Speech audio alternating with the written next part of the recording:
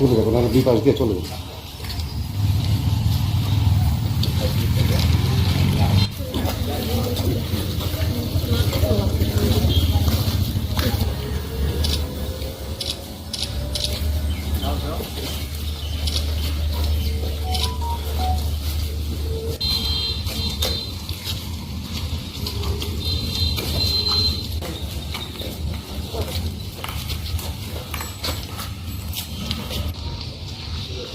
সাধারণ আন্দোলনরত শিক্ষার্থীদের উপরে কি ধরনের দমনমূলক নীতি অবলম্বন করে বিচারে গুলি চালানো হয়েছে, কিভাবে হাজার হাজার ছাত্রকে গ্রেফতার করা হয়েছে, সুনির্দিষ্ট কোনো অভিযোগ ছাড়া তাদেরকে রাতের অন্ধকারে উঠিয়ে নেওয়া হয়েছে।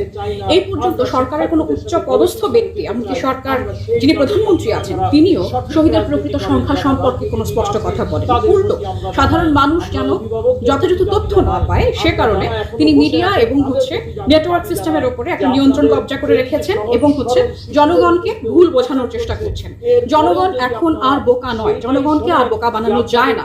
এরই মধ্যে তারা গতকাল রাষ্ট্রীয় শোক পালনের ঘোষণা দিয়েছে আজ। আমরা তাদের এই ধরনের প্রহসনমূলক বক্তব্যের, প্রহসনমূলক আচরণের প্রতিবাদে শোক নয়, আমরা আজ লাল কাপড় বেঁধে প্রতিবাদ করতে নেমেছি। আমরা জানাতে চাইছি আপনাদের নাটক এখন আর জনগণ মেনে নেবে না। সাধারণ শিক্ষার্থীদের হয়রানি করা বন্ধ করুন, সাধারণ যারা শহীদ হয়েছেন তাদের পরিবারকে ক্ষতিপূরণ দিন, আপনারা ক্ষমা চান এবং দায় স্বীকার করুন। যারা সরকারের উচ্চপদস্থ ব্যক্তি আছেন, আপনাদের অপরিণামদর্শিতা, আপনাদের দায়িত্ব জ্ঞানহীনতা, আপনাদের উস্কানিমূলক বক্তব্যের কারণে যে ব্যাপক ক্ষয়ক্ষতি এবং প্রাণহানি হয়েছে তার দায় স্বীকার করে আপনারা পদত্যাগ করুন।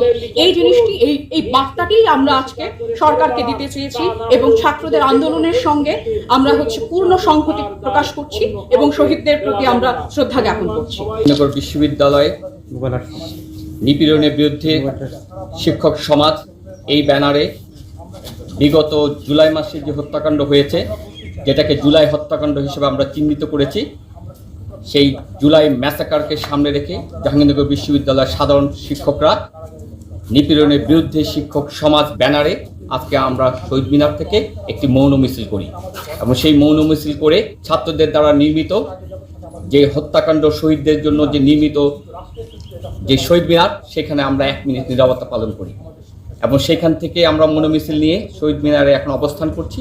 আমাদের কর্মসূচি, আমাদের অবস্থান কর্মসূচি, আমাদের বক্তব্য আমরা প্রকাশ করছি।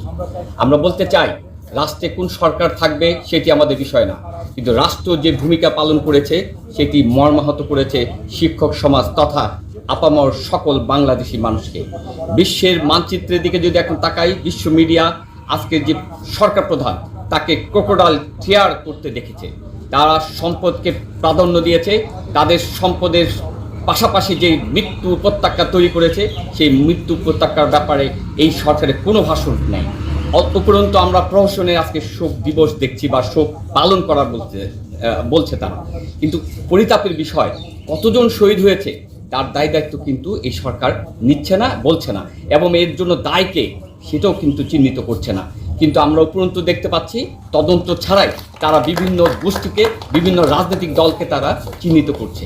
উপরন্তু আরেকটি বিষয় আমাদের কাছে পরিলক্ষিত হয়েছে, যেটি ভাবাচ্ছে আমাদেরকে, ডিবি অফিসে রয়েছে সমন্বয়কদেরকে জোর করে যেভাবে রাজনৈতিক কর্মসূচি প্রত্যাহারের যে সিদ্ধান্ত নিয়েছে, সেটি একেবারে রাষ্ট্র যে আর রাষ্ট্রের জায়গায় নাই তা প্রমাণ করে।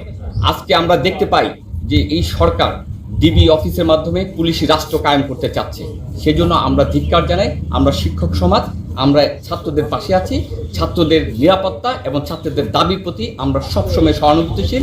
আমরা মনে করি আমাদের চোখ খুলে দিয়েছে যে মেরুদণ্ডহীনতায় শিক্ষক সমাজ এবং তথা জাতি ভুগছিল, ছাত্ররা, এই প্রজন্মের ছাত্ররা আমাদেরকে দেখিয়ে দিয়েছে কিভাবে রুখে দাঁড়াতে হয় অন্যায়, অবিচার, অসমতা এর বিরুদ্ধে।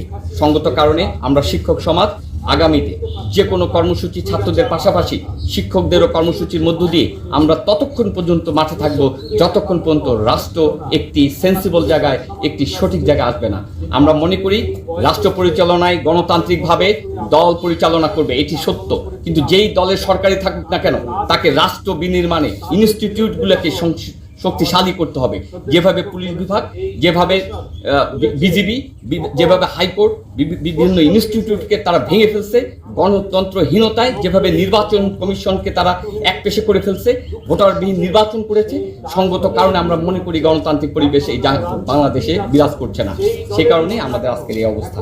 আমি আপনাদের মাধ্যমে জাতিকে জানাতে চাই, শিক্ষক সমাজের পাশে আছে, শিক্ষক সমাজ পাশে থাকবে।